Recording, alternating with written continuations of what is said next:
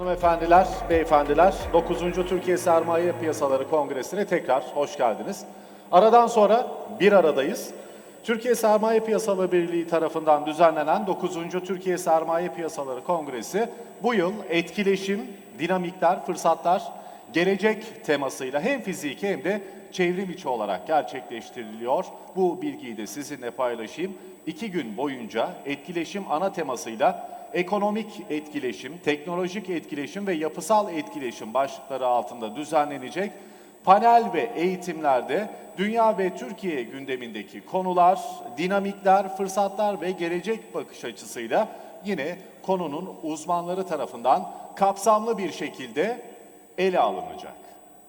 Değerli konuklarımız, bu önemli organizasyonun gerçekleşmesinde bizlere katkı sağlayan sponsorlarımızı sizlerle paylaşmak ve huzurlarınızda bir kez daha kendilerine teşekkür etmek isteriz. Sermaye Piyasası Kurulu'nun destekleriyle düzenlenen kongremizde ana sponsor Borsa İstanbul, Takas Bank ve Merkezi Kayıt Kuruluşu, platin sponsor İş Yatırım, Midas Menkul ve Tera Yatırım, altın sponsor QNB Invest, gümüş sponsor Aktif Bank, Halk Yatırım ve Türkiye Sigortalar Birliği. Evet, yine ekranlarınızda yansımakta sponsorlarımızı görmektesiniz. Cansel, senin kaldığın yerden ben yine devam edeyim. Sosyal sorumluluk proje sponsorumuz A1 Kapital Yatırım, Yaka Kartı ve İP sponsoru Tera Yatırım, yönlendirme sponsorumuz Osmanlı Yatırım, fiziki stand sponsorumuz ATP Yazılım, Deniz Portföy ve Yatırım Finansman, yine destek sponsorumuz GCM Yatırım ve Philip Kapital Menkul. Her bir sponsorumuza güçlü alkışlarınızla bir kez daha huzurlarınızda teşekkür etmek istiyoruz. Efendim, aynı zamanda kongremiz sosyal sorumluluk projelerine de devam ediyor elbette.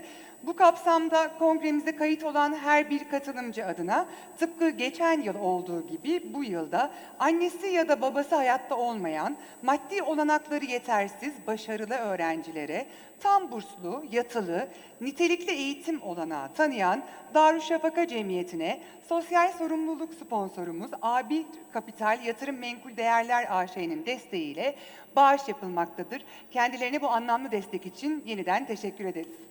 Şimdi buranın altını aslında kalın harflerle belirtmek lazım. Bir kalın çizgiyle çizmek lazım. 1863'ten günümüze Darüşşafaka Cemiyeti aslında aziz Türk milletinin bir aynası niteliğinde bir kurum hüviyetiyle karşımızda. Şefkat yuvası demek Darüşşafaka. İnsandan başlayarak topluma nüfuz eden bir cemiyet. Bakın şimdi gelin, Darüşşafaka Cemiyeti ile ilgili hazırlanan bir videomuz var. Ne demek istediğimi aslına bakarsanız bu videoda daha iyi anlayacağız. Huzurlarınızda.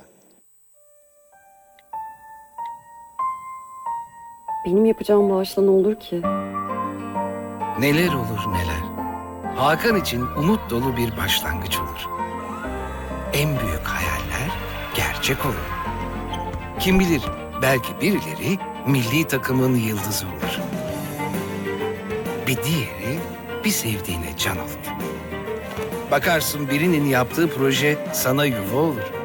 Kimisi araştırmalarıyla bilimde önce olur.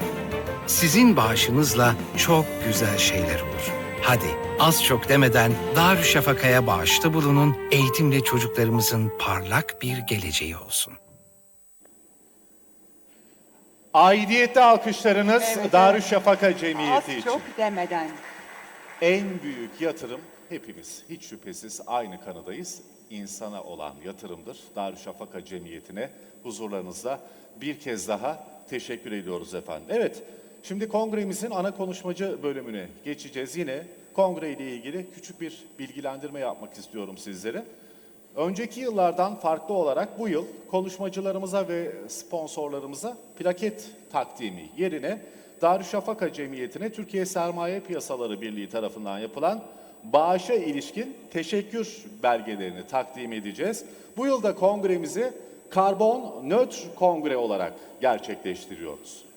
Efendim aynı zamanda kongremizin mobil uygulamasında yer alan anketimize verilen cevaplarla kongreye fiziki olarak katılan tüm katılımcıların ve panelistlerin bireysel olarak karbon ayak izi de bu kapsamda ölçülecek.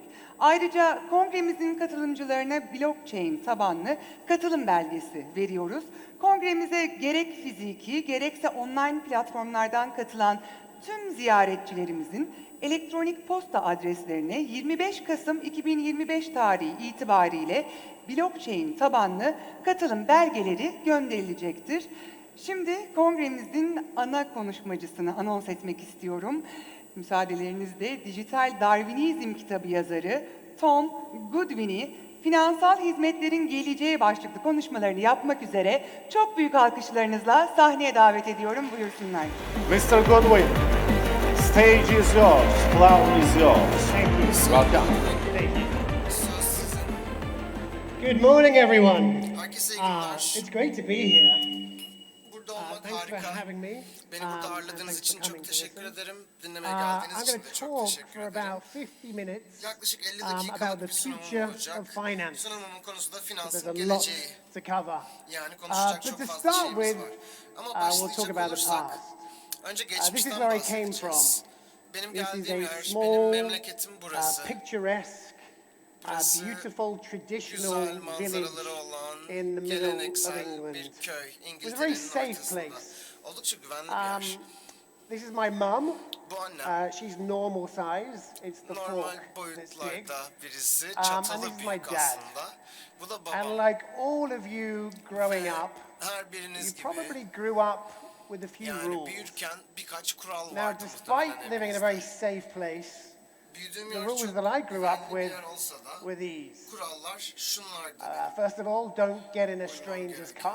İlk olarak yabancıların arabalarını binme. Don't go in a stranger's Yabancıların home. evine gitme.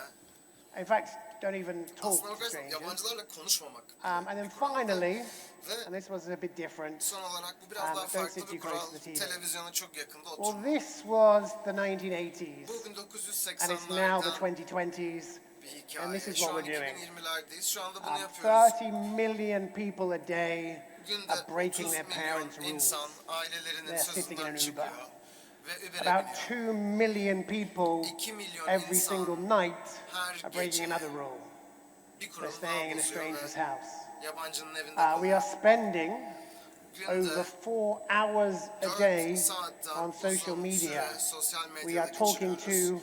Ve and burada listening to strangers. yabancılarla konuşuyoruz. That is an extraordinary number, by the Bu way. olağanüstü bir rakam It's bu arada. extraordinary to think that most people today Yani below günümüzde 25 will spend yaşından more küçük time çoğu every day insanın looking at a her phone gün than telefona not. bakarak For a generation of people, the real çok world fazla vakit geçirdiği, is not telefona where they bakmadıkları live, vakitten daha fazla it's a vakit place geçirdiği they çok ilginç occasionally bir yer. exist Yani when they're daha not looking at their başka bir yer. phones. Yani gerçek And dünya finally, yaşadıkları bir yer değil, don't sit too televizyona, close to the telefona TV. bakmazken var oldukları We're bir sticking yer. computers Ve and televizyonla ilgili TVs kurala gelecek on our olursak da faces. artık bilgisayar ve televizyonla So there direkt is a gözümüze lot gözlük olarak of takıyoruz. change in the Yani world. dünyada değişen pek çok At şey the oldu. same time, Aynı not sırada everything is different. her şey de o kadar And this is something değişmedi. I try to do with my presentations, Bu da benim where I sunumlarımda try to yapmaya get through a çalıştığım bir sense of şey. nuance. Yani birazcık And that's nüans very, very hard in katmaya the modern world. çalışıyorum. Modern People dünyada either oldukça like to zor. think that everything is İnsanlar different ya her şeyin or that farklı nothing olduğunu has düşünüyor changed. ya da hiçbir şeyin They think that the değişmediğini entire düşünüyor. future is about crypto or Geleceğimizin that everything tamamen will be kripto about üzerinde fiat. olacağını They think ya that da AI will fiyat change everything üzerine or it olacağını will change düşünüyorlar. nothing Yapay zekanın and ya it's her all şeyi a bubble. değiştireceğini, hiçbir And in şey değiştirmeyeceğini particular, veya her şeyin bir there balon is always olduğunu this sense düşünüyorlar that ve somehow özellikle we are living in extraordinary times. olağanüstü We are zamanlarda living in an yaşadığımıza era yönelik where bir algı var. everything is different. Yaşadığımız dönemde her şeyin And there's farklı this olduğuna endless yönelik bir algı battle, I var. think, Ve between what's changed and sanıyorum what stays the ki same. değişmiş olan Before ve the aynı idea that kalan this may şeyler be arasında different sürekli and bir before we accept the çekişme var. idea Yani that is comforting that maybe we've seen this işlerin before değişik olduğu and ve maybe we içimizi know how rahatlatan this movie fikirleri ends. değiştirmek, kabul And etmek maybe arasında bir we can git gel gibi. understand Belki what's bunun going nasıl on nasıl by taking biteceğini a step biliyoruzdur back. ve belki In de fact, this bir is adım my geriye second atarak time here ne speaking olup in bittiğini the de daha Turkish iyi capital anlayabiliriz. markets. Aslına bakarsanız Türkiye I Sermaye spoke here in Piyasaları Birliği'nde ikinci kez 2019 konuşuyorum. and I 2019'da looked at my konuşmuştum old ilk kez. presentation to make sure that I was using new material. Ve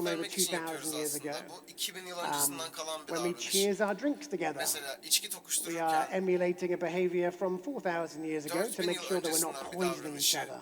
taklit The ediyoruz. reality Bunun is amacı the da technology is birbirimizle emin amazing, olmak için. but change tends to happen Teknoloji in quite a muazzam bir slow şey way. olsa da, muazzam hızlı bir şey olsa da So let's talk değişim about this yavaş idea of gerçekleşen bir şey. the post-digital Şimdi age. post-dijital çağ dediğimiz We fikirleri had an bir era göz atalım. before technology was everywhere, Teknoloji and her I yerde call it the olmadan önce nasıl pre-digital yaşıyorduk? age. Dijital öncesi We knew how çağda life worked nasıldı? then. Yani o We would zamanlar have hayatın nasıl devices that did işlediğini one biliyorduk. thing. Yani Maybe it bir was a şey yapan newspaper, cihazlarımız vardı. Mesela maybe it was gazete a book, vardı, kitap maybe it was a vardı, Walkman, a Walkman record vardı, player, a TV. plak We çalar didn't really vardı, think about it very televizyon much. vardı ve yani You bunları know, bu kadar TVs didn't run out of düşünmüyorduk. battery. Televizyonun Books şarjı didn't have bitmezdi. a Kitabın server update. We sonuç didn't worry about güncellemesi reception. olmazdı. This was the İnternet pre-digital bağlantısı age. gibi bir I'm aware that derdimiz some of you are yoktu. quite young in the room, Dijital öncesi so çağda you'll probably böyleydik. understand how this Ortada happened. epey genç insan da This is someone var. putting their phone Nasıl into a olduğunu cassette player anlayabilirsiniz. Bu in a car. telefonu arabada bir In kaset this çalarak era, everything worked, but it wasn't yerleştirilmiş amazing. birisinin görüntüsü. There will be a period of time, I believe, that I call the post-digital age. Ama benim post dijital çağ And this diyeceğim will bir be a çağda time geleceğini where düşünüyorum. technology will just Bu work. çağda teknolojinin we sadece won't think about it. işleyeceği ve bizim bunun üzerine We'll hiç wake kafa up in the yormayacağımız bir morning, çağ olacak. everything will look Yani very sabah uyanacağız, futuristic. her şey We'll çok be given fütüristik information gözükecek. as and when we need. Bilgi There'll be a lazım calmness olduğu to an life. bize olduğu gibi There'll be a gelecek. serenity to Hayat life. sakin, We will huzur understand dolu more olacak. about each other. It will Birbirimizle be ilgili daha beautiful. çok şey anlayacağız ve her Well, at şey the moment, muazzam I think we're in olacak. the mid-digital Ama age. mevcut durumda And this şu is an an era where orta we have dijital added çağdayız. technology to what we've Burada done. We've yaptıklarımızın taken üzerine technology eklenmiş and we've teknolojiler quickly var. Yani applied it teknolojiyi wherever aldık ve possible bunu hızlı to bir make the şekilde most of it. mümkün olan her yere uyguluyoruz. There's this wonderful expression, technology is a word that describes Faydalanabileceğimiz something kadar that doesn't faydalanmaya work çalıştık. yet. Çok güzel bir söz var. I mean, it's a Teknolojiyi joke, daha işe yaramayan But bir I do şeyi think at tanımlamak için this kullanılan bir moment in kelime. time, Yani bu bir we are şaka. surrounded Ama by şu a an lot of technology. We etrafımızda are çok surrounded fazla by things teknoloji that var. don't quite work. We are Çok surrounded işlemeyen, by işe systems yaramayan that çok don't fazla quite şey var talk to each other. etrafımızda. We are Birbirleriyle always tam thinking olarak about iletişim battery kurmayan power. bir sürü We're sistemler always var thinking her about yerde. reception. We're Batarya, always thinking about şarjı, internet mistakes or kalitesini, complexity hatalarımızı or systems that don't talk to each other. karmaşıklıkları, birbiriyle iletişim We may, kurmayan when we're deciding sistemleri what to watch on düşünüyoruz. TV, we may have Televizyonda ne a izleyeceğimize plethora karar verirken of remote controls to choose between.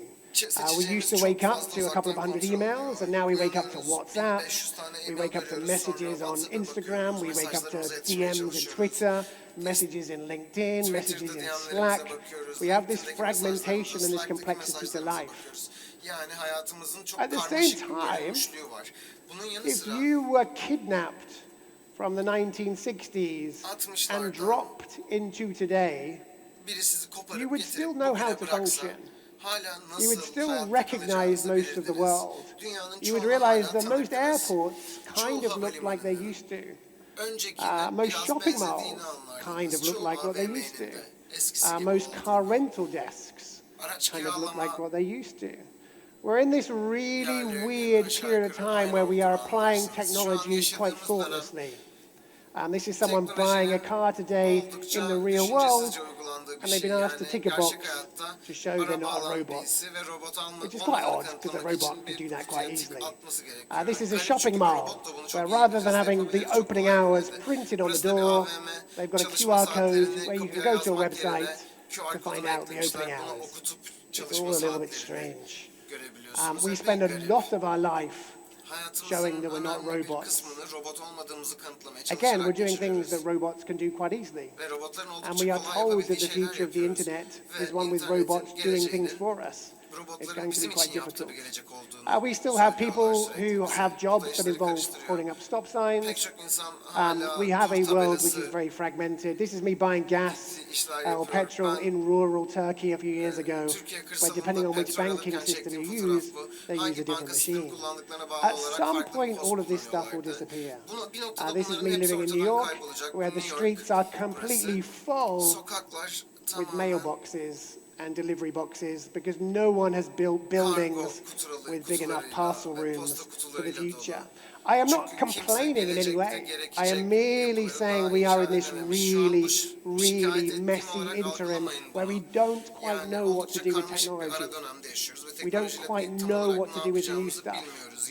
Even something as benign as vaping I'm not a big vapor myself. sigara gibi I don't really want to vape. olabilecek bir şey But yok. countries have Yani ben no içmiyorum, idea üretiyorum sigara whether ama this is a wonderful technology that should be celebrated ülke as a bunun way to reduce kutlanması nicotine consumption ve nikotin or tüketimini change azaltmak nicotine için consumption, faydalı or bir whether şey it's olarak something that should be görebileceği outlawed. gerçeğini bilmiyor ve I think in Turkey, for yasaklıyorlar bunu. example, Sanırım it's banned. Türkiye'de So mesela people yasak değil don't mi? know what to do. Yani insanlar And what ne we're yapacağını doing bilmiyor.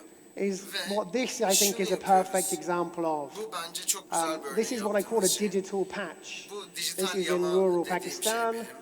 Pakistan Here kırsalında are gas meters that show how much gas people have used. insanların ne kadar Rather benzin than kullandığını recreating a gösteren better system with benzin smart metreler var. meters and the Internet Yani of Things, akıllı metreler there's a guy ve with an IoT iPhone kullanmak yerine taking bir adam pictures of elinde the bir readings iPhone and then writing it down on a piece of ölçerlerin paper. fotoğraflarını This çekip is the bunları kağıda perfect yazıyor. metaphor Bu for how we think about harika technology. bir metafor bizim teknolojiye nasıl And this is yaklaştığımızla very ilgili. typical.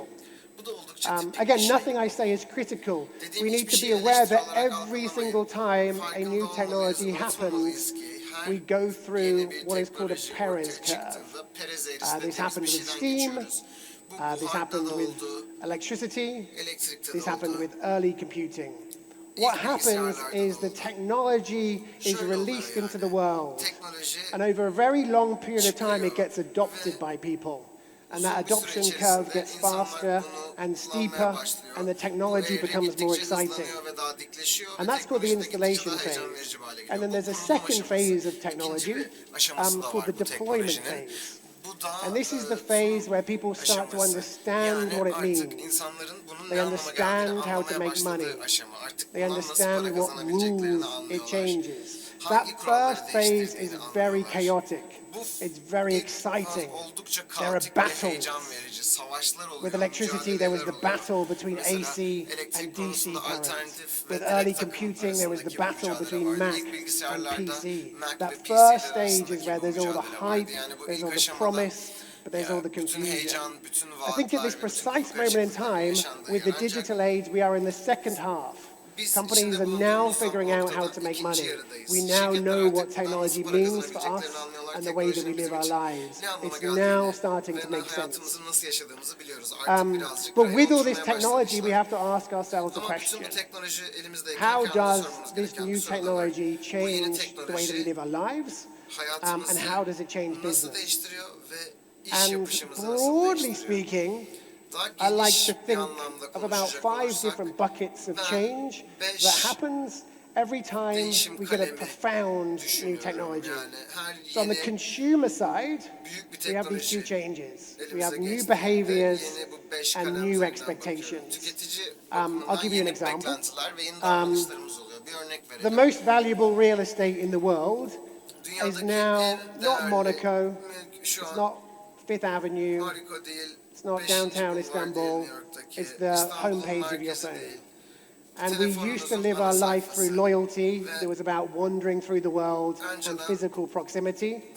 And now loyalty doesn't really exist in the same way, because if we want a different experience, we just have to move our fingers about an inch. We're now increasingly lazy. For a long period of time, famously in the UK, you were more likely to get divorced than change your bank account. It was much more likely that you'd stay with the same partner with your bank than in reality. Increasingly, people are changing their bank accounts more often. I was able to open a bank account with Monzo in an Uber on the way to the airport with a couple of clicks. We have new expectations with transparency. Now, you can see so much more information. You can see where your Uber driver is in real time. You can see what their name is. You can see their reviews. You can see their favorite food. It's very difficult for companies from the past to compete with the expectations the new technology has created. We expect speed. We expect automation. I now have insurance through an app called Lemonade, and it will either approve or deny a claim within about 12 seconds. You will take a photograph of a receipt, you will take a photograph of damage, you will record a video testimonial, It can tell if you're lying because it uses ultra high resolution. It can see how your face capillaries are working, and that claim will be approved or denied in a few seconds. We have new expectations for personalization. This is a health insurance policy in South Africa and the UK, where your health insurance premium becomes lower or higher based on your lifestyle. They will give you a smartwatch, they will allow you to upload your grocery shopping, and depending on how healthy your life is, how often you work out, what sports equipment you bought, you will be given higher or lower premiums. It's very, very interesting. In China is always somewhat pioneering in these ways. We have new ideas of personalization and new ideas of privacy. So there are some companies in China that will offer a loan and they will use a naked picture as collateral.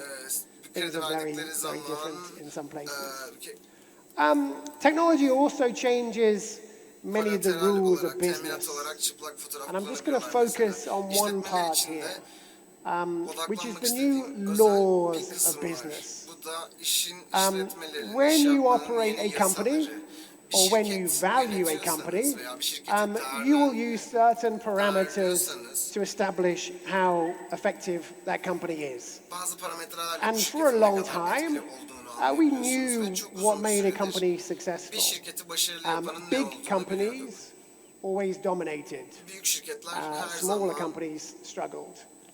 Companies with assets always did best. It was good to own things. Companies that were very deep, that were kind of vertically integrated, they were always seen as the winners. We wanted companies that had very thorough pedigrees. We wanted sort of expertise. We wanted experience. We wanted perfection. We wanted companies that would launch a product and do the testing and make sure it was perfect before they took it to market. And we tended to want companies that had a core competence in that area. Companies were very good at doing one thing. CPG companies were excellent at CPG. Banks were excellent at making money from capital. It was very easy for companies to thrive by doing one thing. Now, to some extent, some of those laws are not true anymore. To some extent, some of those laws have actually been completely inverted. This very much depends on the sector. But in many areas of business, it's actually much better now to be agile than it is to be big. It's much better to, instead of have assets, have a user base, have millions and millions of users. It's much better to be wide or horizontally integrated. It's much better to be fast to learn than to be too entrenched. It's much better to test and learn, to keep on trying things, to keep on experimenting, to always be shipping. And it's much better, rather than to have one category expertise, to be able to bridge that category expertise with technical ability. To some extent, almost every company to thrive in the future also needs to be highly adept at technology. And therefore, almost every space in the world, and investment is no different, we are seeing a whole tranche of new companies. Companies that subvert those rules, some companies that break those rules, companies that have a very fresh approach. It could be Coinbase, it could be Robinhood, it could be Kalshi, it could be Stripe, it could be Brex, Blade. We're seeing completely different architecture of business in this space. One of the key ways to think about this is really this idea of a battle between an incumbent and a technology company. In almost every category in the world, there is this really powerful battle between an incumbent and a technology company. Now, the incumbent for a long period of time has made a boatload of money. Perhaps it's publicly listed, it's doing quarterly reporting, it returns money to shareholders, it becomes a value stock. Whether it's a trading app like Ameritrade, whether it's a space exploration company like NASA, whether it's a olabilir. company Nasıl that makes gibi shoes like Skechers, whether it's a ajanslar car company olabilir, araba like şirketi BMW, olabilir, a NW fitness olabilir, company like bir fitness Nordic şirketi Track. olabilir. In every single sector in the world, there are these companies that are brilliant, and they've got wonderful people working there, and they do well. And they are all being somewhat attacked by a technology company. So WeWork is taking on IWG Regis. N26 will take on Rabobank. Churro will take on Hertz. Casper will take on a mattress company like Casper. And for a long time, the idea was always this. Should the technology company get good at understanding that category before the category company got good at understanding technology? There was this battle. A car company is going to get good at technology. A bank's going to get excited about technology. A construction company is going to start innovating around the newly possible. And what tended to happen to start with was the technology company would win. Mark Zuckerberg famously said about 20 years ago, young people are just smarter. And for a while that appeared to be true. So Amazon completely destroyed the bookshop borders. Netflix completely destroyed the DVD rental business Blockbuster. Apple completely annihilated Nokia. For a long time, Tesla was killing all of the car companies. There was this very, very strong narrative until about 2019 that every single technology company was just going to win. That owning things is a waste of time, that expertise was going to trip you up. And it's not quite turning out to be as true as we thought. There are many, many, many technology companies that have done a very good job of building a brand, but they still don't really make any money. They still don't own that much of the market. So a sunglasses and glasses company like Luxottica based in Italy, they own 80% of the glasses market, whereas Warby Parker, a thrusting insurgent company that's global but based in the US, they own about 1%. So for all of the hype about how wonderful Warby Parker is, their direct-to-consumer model, it's still a traditional brand builder like Luxottica that almost has a monopoly-like status. In fact, you can look at all of the DTC brands in the world and realize that they're not performing as well as traditional brands. You can look into this space. In the world of finance, neobanks in particular have done an amazing job of user growth, but they've done a terrible job of profitability. They still, for most people, remain a secondary bank. They are a digital piggy bank. And whether it's Visa, whether it's MasterCard, whether it's HSBC, whether it's Chase, TD Ameritrade, we also see that traditional banks have actually got really good at integrating technology. We actually see that traditional banks continue to make far more money than digital banks. And that's still where we pull our mortgage, and it's still where we trust. So for a long time, there was this really powerful narrative. There was this idea that you had to disrupt or that you would die. This idea that every tech company would kill you, that you need to completely reimagine what you are. And if you track two very, very different ETFs, you'll see that that narrative has turned out not to be that true. If you track the Cathie Wood ETF, which is all about disruption, it's all about things changing, it's all about new rules, that performed very, very well in 2020, 2021, 2022, and then somewhat plummeted when we realized that the world wasn't that different. If you look at someone like Warren Buffett, a value investor who likes to invest in what he understands, you'll see that the work of Warren Buffett, it continues to pay off. So actually, this idea that everything is different may not be that true. And in fact, what we tend to see is as technology enters an industry, the questions at the start are all technology questions. sorular en But then baştaki over sorulara time teknolojiyle they ilgili. become the same Ama questions zaman that geçtikçe industry bu always had to sektörün answer. her zaman yanıtlaması So gereken, bu Netflix sektörde hep initially had questions to do yanıtlanması with gereken technology, sorulara dönüşüyor. and now they have Netflix TV. teknoloji konusunu çözdü. Şimdi televizyonla ilgili soruları yanıtlamaya çalışıyor. Mesela bankacılık sistemi çözen bir dijital banka artık müşteri tanıma, güvenlik, güven,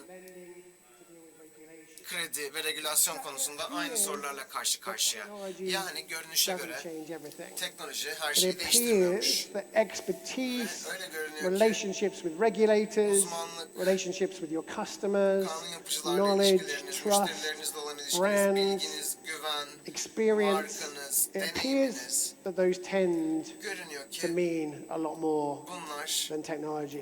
teknolojiden çok But daha maybe fazla this time anlam it's different. ifade ediyor. Belki ama Because bu now sefer işler we have gerçekten artificial değişmiştir. intelligence. Çünkü artık yapay zeka So var. AI is a very polarizing Yapay topic. zeka oldukça There are kutuplaştırıcı lots bir of konu. people who think that we are in the middle of a Pek very çok dumb insan bubble.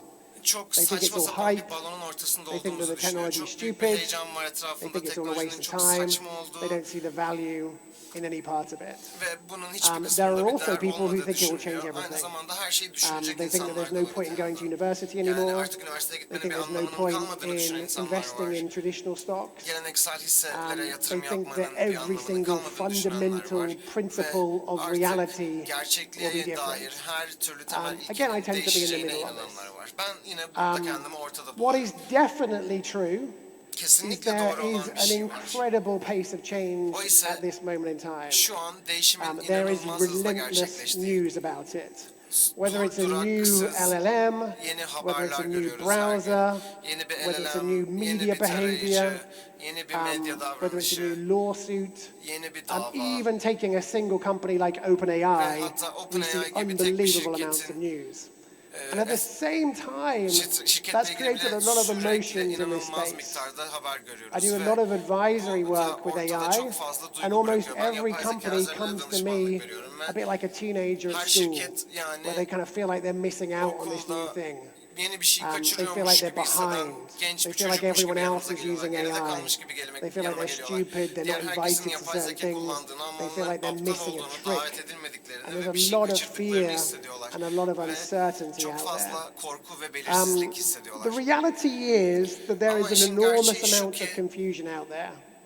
çok A lot fazla of kafa things that we karışıklığı da var. call AI Bizim are adına actually yapay not zeka AI at dediğimiz all. pek çok şey aslında It's yapay just a zeka very değil. simple logic gate. Sadece basit I mantık have a kapıları. washing machine that uses AI, and Mesela what it really means benim yapay is it zeka has a kullanan sensor bir that çamaşır knows when to turn makinem it var. off. Ama A yani lot of the düşünerek bir things sensörü var. Ne that are zaman now kapatacağını called biliyor AI kendini.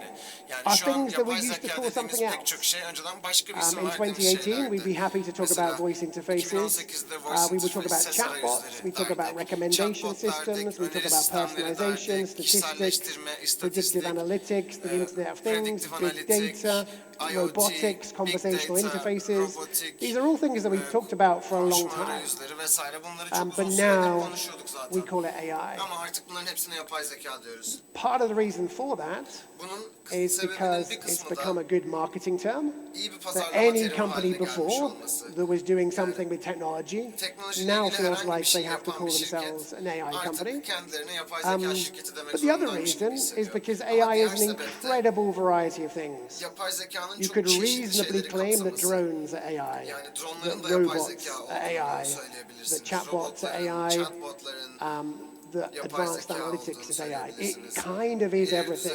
düzey It's a little bit yapay like zeka saying olduğunu advanced computing. söyleyebilirsiniz. Yani When you talk about how we're going to use AI, bilgisayar it's gibi bir as şey helpful aslında terim or olarak. unhelpful Yani as yapay saying zeka terimini how we're going to use kullanmak, computers. nasıl kullanacağız yapay zekayı? One Ve of the bilgisayarda strands nasıl of kullanacağız confusion in demek kadar particular anlamlı. is this conflation between Özellikle generative kafa karıştıran AI bir şey var. O da and AI. üretken yapay zeka ve yapay Generative zeka AI is just arasındaki a tiny, fark. tiny, Üretken tiny yapay zeka dediğimiz subset şey, of machine learning, makine which again is a öğreniminin çok subset ufak bir of alt artificial seti. Makine intelligence. öğrenimi de yapay And zekanın even bir when you alt talk about seti. something as Ve specific as generative AI, üretken yapay zeka gibi you are still talking spesifik about a bir lot of şeyden different bahsediyor things. olsak bile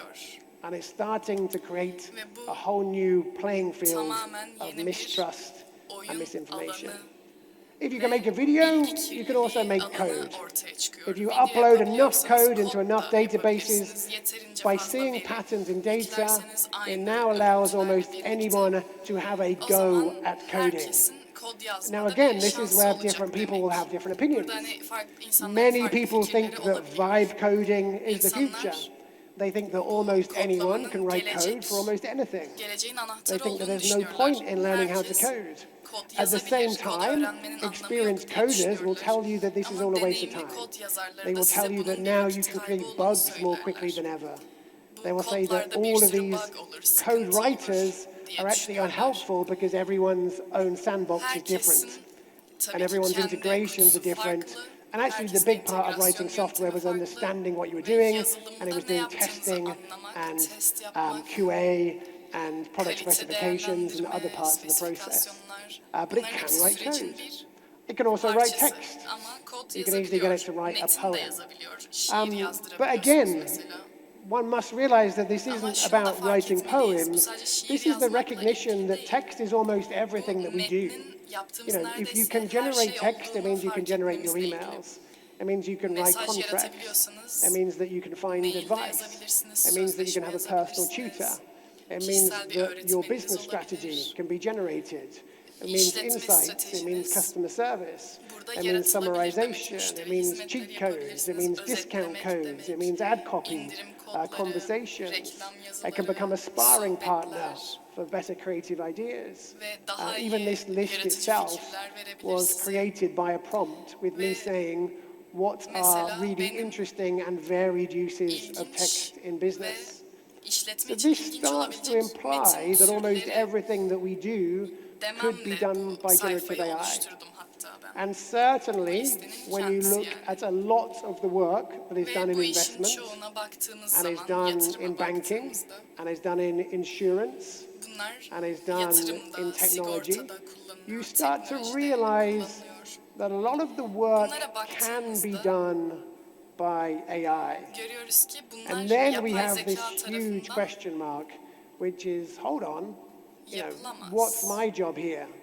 If you're telling me that AI can do everything I do, then what does my job become? There are two big, easy answers to this. The first one is, it's not very good at the moment. Writing an email with a mistake in it is not a small problem a lot of the time. And therefore, the requirement for humans to be part of this process is as big as ever. At the moment, nobody writing code with AI is taking a developer's job because they are just creating problems more quickly. At the moment, the most vital question with AI is at what point is the human in the loop? Is the human the boss, or is the human the subservient person working for the AI? And there are also many other issues. The first thing to get across is AI is not very good at doing stuff which is remarkable. By definition, in many ways, AI really stands for the average of the internet. It's taken everything that anyone's ever done before and it's put it in a huge corpus of data. So anything that's to do with the future, it's not able to do. Anything that's to do with outliers or remarkable things or unusual situations, it's not very good at. If it relies on data which is not uploaded in some shape or form to the models, again, it becomes useless. It can't use proprietary data. It can't use data that you have to pay for. So there are some big issues there. Hallucinations. This is not a small thing. Some people like to think of AI as being like the power of 1 million interns. That's somewhat true, but these are interns that will lie to you. They are interns which are lazy, they are interns which are more confident than they should be, they are interns that you can't look at in the eye. So if you ever ask any LLM, are you sure? Almost every time it will second guess itself. If you ask it to project the number of vehicles moving between hareket eden Bulgaria and Bulgaristan Croatia every ve day, Hırvatistan it arasında will give her you a gün number. gidip gelen araç If sayısını you ask it where it got sorarsanız that size number bir from, sayı it verir. will Bu probably sayıyı say nereden it just aldın made it up. derseniz de uydurdum There der. are huge issues with security. Güvenlikle ilgili The idea çok that we büyük will sorunlar upload var. our personal data to Kişisel AI is quite verilerimizi yapay significant. zekaya The idea that we would yüklememiz use çok it önemli bir to do sorun. proprietary analysis Bunu is analiz problematic. yapmak için kullanıyor There are olması huge da issues with oldukça explainability. sorunlu. Bunun So much in business is about being able to show that you followed the right steps. doğru adımları It's about being takip able to show that you ettiğinizi did due diligence. gösterebilmesi You gerekiyor. probably can't rely on Büyük AI to ihtimalle give you the robustness yapay of answer that you zekaya need. size There are huge istediğiniz problems with somut accountability. cevapları vermesi için There are huge güvenemezsiniz. problems with Hesap regulators. verebilirlik There sıkıntıları are huge var. problems with your edge. Düzenleme konusunda If sorunlar everyone var. is using similar Ve bunun models, sınırı if ne? everyone is using similar Eğer herkes data, bu if verileri everyone is kullanıyorsa, asking herkes similar bu modelleri questions, kullanıyorsa, then how herkes can you be benzer better than other soruları people? soruyorsa, herhangi bir And then the insandan final da question daha iyi becomes, nasıl how do you apply olabilir? it? At the Burada moment, da konu AI is nasıl very uyguladığımıza decentralized. geliyor. Yapay We have zeka şu found a an way to write merkezinde değil. emails. We have found a way to Yazma book yöntemi calendar bulduk. appointments. We have found a way to Randevu generate alma yöntemi images. bulduk. We have found a way to Resim write üretme contracts. yöntemi bulduk. We are doing Sözleşme everything at a yazabiliyoruz. very minute task level. Küçük The real change will seviyedeki bir happen is görevi when we yapabiliyoruz. rethink how we work Gerçek and değişim, we start new çalışma workflows şeklimizi with AI değiştirip built yeni into iş the core. akışını yapay zekanın And when we think about AI, there's probably temel three üzerinde different yaparsak profound ways to think about it. gerçekleşecek. One is as an automation tool. How can Otomasyon it do the aracı work olarak for yapay us? zekayı Two düşünebiliriz. is as an İşi bizim advisor. için yapar ilk How can it olarak. give us advice? How İkincisi can it tavsiye support us? veren How bir can şey it olarak help us make düşünebiliriz. Bizim decisions? düşünmemize, And the karar third one is as an vermemize explorer. yardımcı olabilir. Üçüncü How can olarak we use this to get kaşif better? olarak How can we use düşünebiliriz. this as a Nasıl sparring bunu partner? daha iyi How can we use this to challenge our şekilde own kullanabiliriz? preconceptions about what the answer is? becerilerimizi How can we play with this thing? iyileştirmek için bunun So there's a nasıl lot out there. kullanabiliriz? And probably in 2 years' time, when this technology has matured, we'll be able to start looking at these 5 buckets again. How has AI changed people's behaviors? How has it changed their expectations? What new laws of business has it created? What new threats and Yeni what new opportunities are out kanunlar there? neler üretti? Yeni So tehditler let's ve leave yeni with 3 olasılıklar themes neler? for the future of finance. The first one is we're blurring the lines between different categories. İlk olarak In the olden sınırların arası days, çok bulanık, we knew what kategoriler things çok were. kesin değil. If you ask Önceden someone what şey ne a olduğunu retailer bilirdik. was Mesela or what a shop perakendeci was, nedir, people had a very market clear nedir answer. diye sorsak You know, çok shop net was a bir place cevap that you alırdık went to önceden. buy things. Markete gidip Now, alışveriş retail is yaparsınız. everything. Şimdi TikTok is a perakende retailer. alışveriş her Instagram şey is a oldu. retailer. Instagram'da eBay da is a satış retailer. yapıyor, Google eBay'de Shopping is a satış yapıyor, retailer. Google Shopping'de OpenAI has now satış released yapılıyor. an agentic shop bot. Yeni bir So OpenAI alışveriş itself botu is a üretmiş retailer. OpenAI. What is TV? Yani o da bir The lines perakendeci. between TV Televizyon and nedir? streaming and Televizyon, digital yayıncılık content ve and dijital social içerik, media sosyal are all medya arasındaki blurred. çizgiler de çok What is a bulanık hale bank? geldi. Banka nedir? For a long time, we knew what a bank Uzun bir was. zaman boyunca Now bankanın ne Starbucks olduğunu credits bilirdik. Şimdi have more Starbucks deposits than some banks in the puanlarımız var. world. Bunların mevduatı bazı Now bankalardan Robinhood daha is both fazla a trading hale app geldi. and a credit Robinhood provider. bir We don't ticaret really know what the uygulaması. defining characteristic Artık of a bank is bir anymore. şeyi banka yapan What is an özelliklerin ne investment? olduğunu bilmiyoruz. Peki Is yatırım OpenSea nedir? an investment?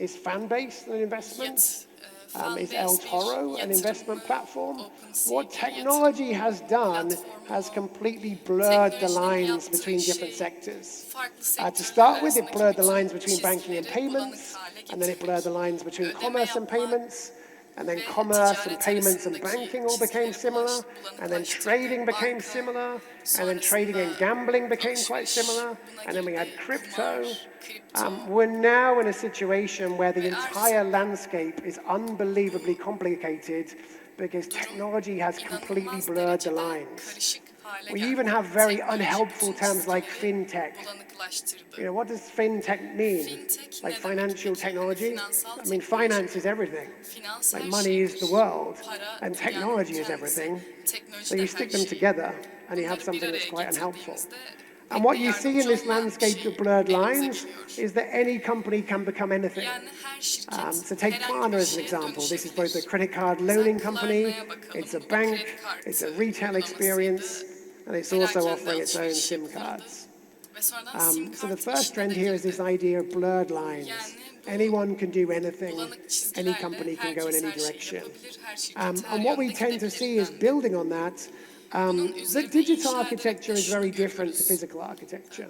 Dijital In the real mimari, world, fiziksel companies mimariden can only çok do one farklı. thing. Gerçek In dünyada the real şirketler world, tek bir şey stores have to yapabiliyor. sell what they have as Mağazalar inventory. In the envanterinde digital olan world, şeyleri architecture is satabiliyorlar. completely Fiziksel different. olarak, If dijitalde Amazon tamamen wants to sell health insurance, it just needs to sağlık upload sigortası a new almak page. isterseniz size If yeni bir Google wants to sayfaya become a yönlendiriyor wallet company, sadece. it can just add in a new Google functionality. kendisine yeni bir If işlemi Apple ekleyerek want to başka get into bir the advertising şey business, satabilir. they just open Apple a few reklamcılık lines of yapmak code. isterse The birkaç digital satır kod world yazıyor is a very sadece. different landscape Dijital for kod, competition manzarası, because rekabet expansion is konusunda very tamamen different. yeni bir ortam Again, if we take çıkarıyor. TV, Genişleme in konusu çok farklı. Yine 2014, televizyondan bahsedeceğim. Netflix went from serving 10 2014'te countries 10 ülkede to hizmet serving vermekten 190 countries 190 ülkeye overnight. hizmet They just vermeye changed tek the gecede setting on their başladı. servers that allowed traffic Sonuçlarında from bir different özelliği countries. They değiştirdiler didn't need ve to build diğer an office. ülkelerden de akış They didn't need to alabildiler. negotiate new rights. They didn't need to Yeni employ haklar, lawyers. They just yeni- changed the switch on their Yeni servers. haklara bakmaları Whereas for gerekmedi. traditional Birilerini companies, işe almaları that type of gerekmedi. expansion Sadece would bir be very tuşa different. bastılar. Yani genişleme But what we konusu have günümüzde in the world çok of farklı. technology is that Ama software is built teknoloji in a very different dünyasında way. yazılım farklı bir Software is şekilde built through yapılıyor. containerization. Software is built through Yazılım, APIs. API'lardan Software is built through yapılabiliyor mesela. partnerships. Open Ortaklıklarla protocols like yapılabiliyor, open banking protokoller, mean that mesela software is açık increasingly an ecosystem. Yazılım And what bir that ekosistem means is haline that geliyor anyone yani. can become anything.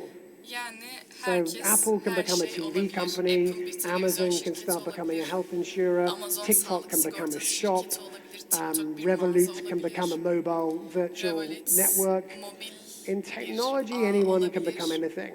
Teknoloji And that sayesinde means that a herkes lot her of the şeyi ways that we think olabiliyor. about business are Yani starting to change. işletmelerin Traditionally, we would always düşünme think about şeklimiz businesses as tamamen being değişti. vertical. Geleneksel olarak You would be a işletmeleri car dikey company. düşünürdük. You would be Araba a bank. şirketi, You'd be a banka, retailer.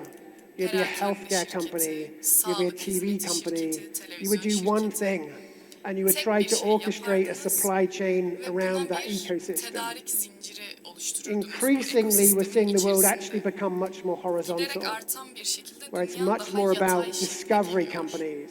It's Mesela much more about keşif fulfillment şirketleri, companies. It's much more about istek yerine manufacturing getirme, companies. And when you start to see the world as these horizontal slices, you start to realize that technology companies are increasingly becoming a smart layer within that process. Embedded finance would be a good example.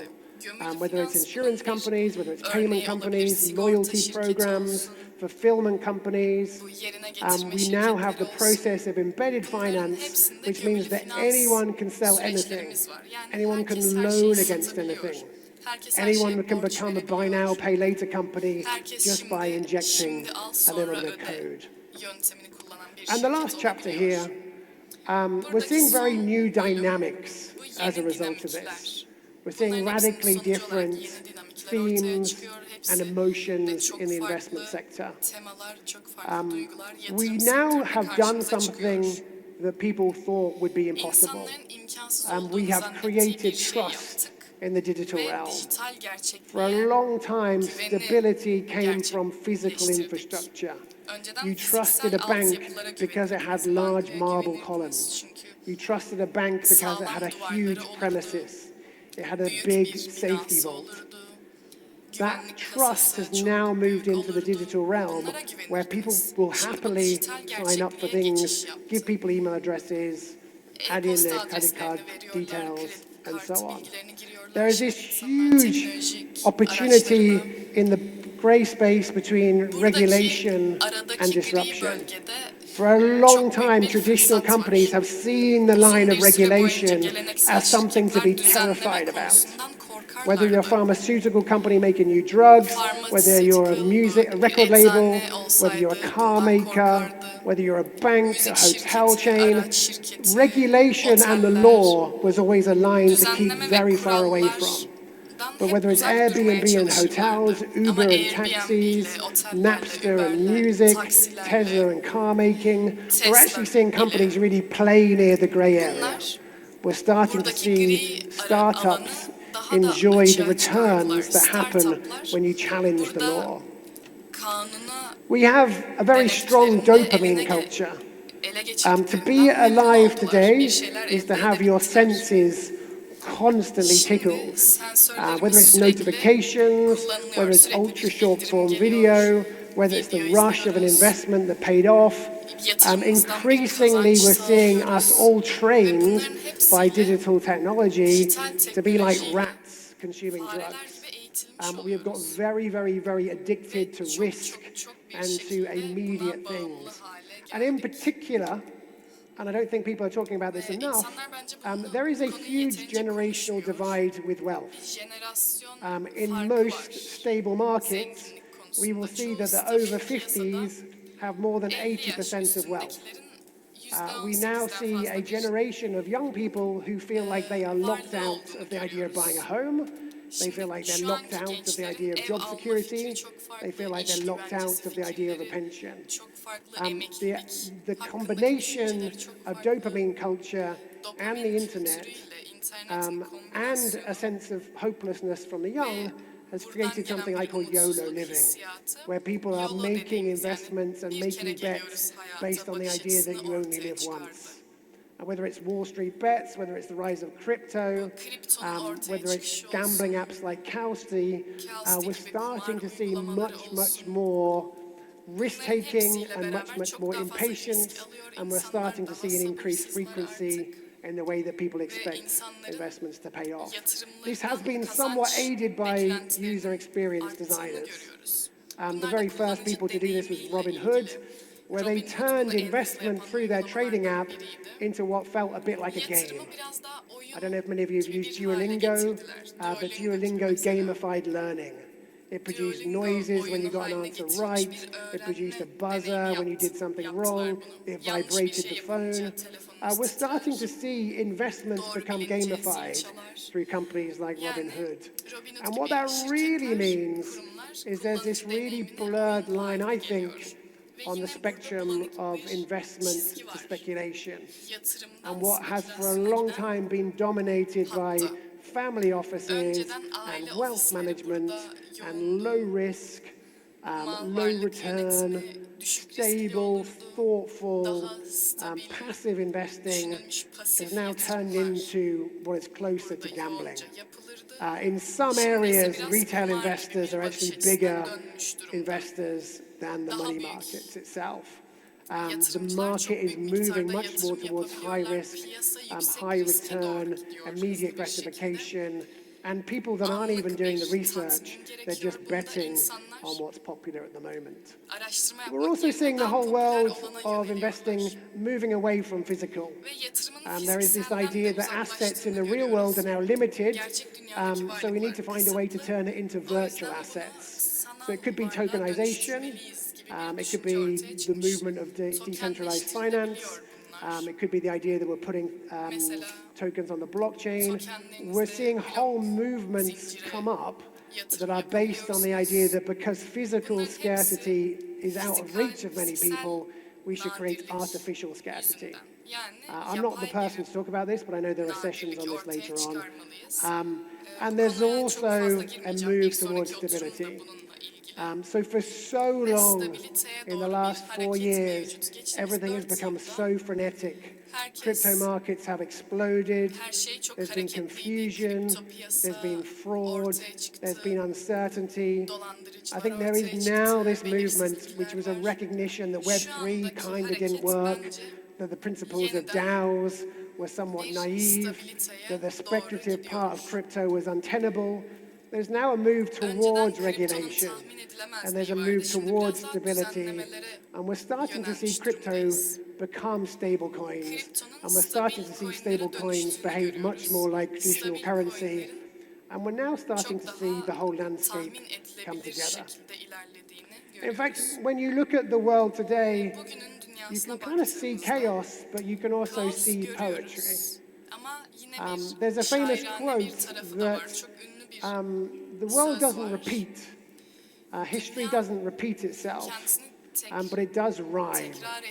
And I think we're in this environment when we're now Ama starting bir to şeyler bring the yeniden strands all together. gerçekleşiyor. We're now starting to make sense of a Ve changing şu world. anda And değişen we're bir now dünyayı starting to anlamlandırabiliyoruz realize artık. what is changing Ve neyin and what is değiştiğini, not. neyin And to değişmediğini what fark extent have we seen all this edebiliyoruz. before? Ve And to bunun what daha extent da is this different? ne şu an farklı, So ne some eskinin final thoughts in the uzantısı, last bunu 5 anlayabiliyoruz. minutes. Son And if you beş wish to download this dakikamda presentation, you can through the QR code there. birkaç düşüncemden bahsedeceğim. First of all, QR kod change is a üzerinden chance. sunumu indirebilirsiniz. Human Değişim bir beings are much şans, better bir with change fırsat than we aslında. realize. Bunu People are daha çok insanın terrible fark etmesi with gerektiğini uncertainty, düşünüyorum. İnsanlar but they're really belirsizlik good konusunda at çok change. iyi değil ama fırsat So konusunda now is a çok iyiler. brilliant time to look at how you live your life, Hayatınızı to look at your yaşama business, şeklinize, to look at how your business işletmenize, operates. işletmenizin to look nasıl at the assumptions that you opera make. ettiğinize bakmak için And çok it's a iyi bir great fırsat. opportunity to use things like artificial intelligence Yapay zeka gibi and like other şeyleri technologies as a ve way to diğer rethink what you do. teknolojileri önceden yaptıklarınızı yeniden Technology düşünmeniz is için a harika lever to bir do more. fırsat. I think Teknoloji more her than zaman any other daha time in fazlasını history, yapabilmeniz people için are bir fearful kaldıraçtır. of technology. İnsanlar teknolojiden They think korkuyor. that technology has become sinister. Teknolojinin kötü Films about the niyetli future olduğunu now düşünüyorlar. are often quite dystopian.